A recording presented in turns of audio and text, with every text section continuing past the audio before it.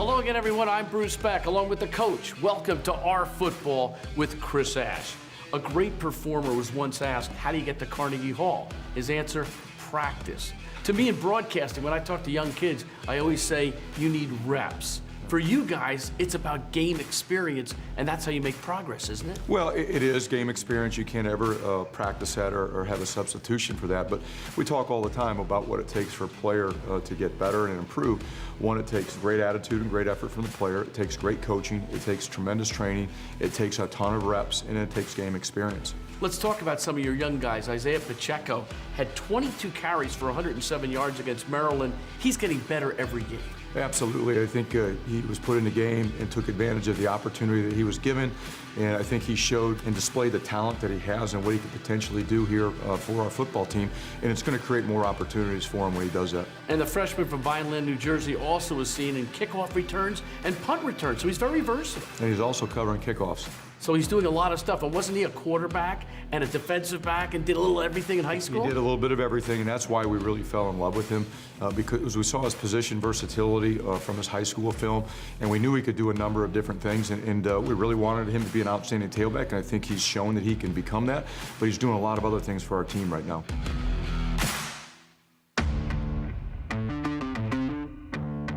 Trey Sneed, he is a sophomore. I look at him, and he came off the bench in this game, 6 straight rushes in a 13-play, 62-yard touchdown drive. What'd you see from him? Same thing. He took advantage of an opportunity that he was given on Saturday and did a great job with it, and we'll see what that does for him also. It should probably create some other opportunities, but Trey is just a guy that shows up every single day and has continued to work and waiting for his opportunities. Mike Tverdoff, I look at him, he's getting better each game also, and some of the blame went on him early in the season. He just picked right up and went right back to work. You know, Mike Tverdoff, I absolutely love him. I can't say enough good things about him. I think we've talked about him before.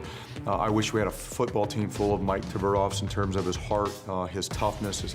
He did, and it gave us great field position. Unfortunately, we didn't capitalize on it, but players to play, and I'm just so excited about him. He's not perfect right now, but he's making plays. He's getting better because he shows up and just works every day. He's got 19 tackles and 3 sacks, so he's making things happen out there. Absolutely. You know, he's one of those guys that he may make a mistake, but he's going to make up for it by making a big play that can make a difference in the game. How about Avery Young? The pressure on a defensive back is really high when you're a freshman and you're back there, and he's doing a solid job. Right now he's doing more than a solid job. He's really improved since his first start against Ohio State. He got baptism by fire, so to speak, in that game, but he has steadily improved and improved and improved, and he had some really good plays on Saturday. He's from Coatesville, Pennsylvania. He had 6 tackles, and he also had a tackle for a loss in that game. So when you see the productivity, is that stuff you've seen in practice? Absolutely. You know, what I really like about him is his physicality at corner. He's not just about wanting to go out and cover a guy. He's not afraid to mix it up in the run game. And just his attention to detail and really his care factor, he just keeps getting better and better every day because of it. Zahir Lacewell, here's a guy who made his mark last week on special teams. Yeah. Is that the way to get to a coach's heart? Absolutely. You know, the special teams does a couple things. One, it really shows the culture of your football team because you have a lot of individuals doing things they weren't recruited to do, which is covering kicks, holding guys up, blocking guys. And last Saturday, Kassan Abraham and Zahir Lacewell really did a great job on our special teams. They were our punt gunners. We did an excellent job. It's probably one of the best net punt games that we've had, and a lot of it had to do because of their coverage down the field. What about Abraham in general? What do you see from him? Same thing. He has been a punt gunner for us here a lot this year, but he's slowly gotten better and better and better, and he's understanding how to make plays, how to swipe guys, how to stack guys, how to time up the tackles, so to speak, at the junction point when a guy catches a ball. So it's just about his buy-in and his effort and his desire to get better in those phases. And those 2 kids are from New York, one from Staten Island, one from Brooklyn. So when you see the local kids stepping up, does that make you feel good?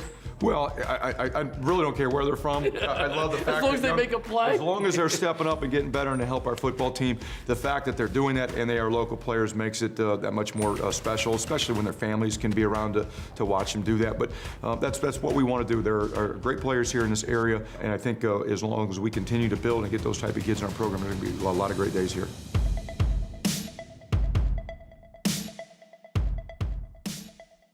Another freshman is Art Sitkowski, your quarterback, who struggled in the last ball game. How do you give him the opportunity to continue to play and say, I've got the confidence in you, you've got to have confidence in yourself? It's just that, having those conversations, because the week before he threw for 270-some yards. Yeah. So he has done it. He had an off day last Saturday. There are a couple throws he would like to take back, but it's a team offense, and I understand that. He needs to understand it. Sometimes that's hard to understand as a young player, but we believe in Art. We have faith in Art. We're going to continue to go with Art and help him get better. The quarterback always gets too much credit and too much blame. And when you're a young kid, you've got to learn that it's not easy. It's not easy at all, and Art's going through that right now, unfortunately, but he'll be better off because of it. What do you see from your team in terms of effort and attitude? Two things you pointed out after the game that you're very high on. I thought the attitude going into the game was outstanding. I thought the effort during the game was outstanding, especially from the defensive guys.